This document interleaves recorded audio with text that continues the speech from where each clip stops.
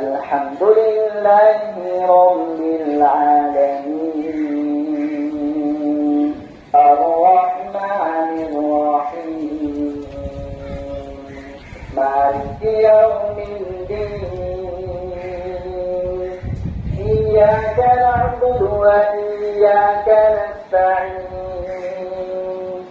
اهدنا الصراط المستقيم صراط الذين أنعمت عليهم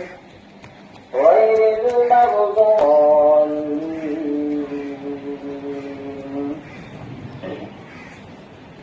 الإنسان علمه البيان ألا تطغوا في الميزان تكذبان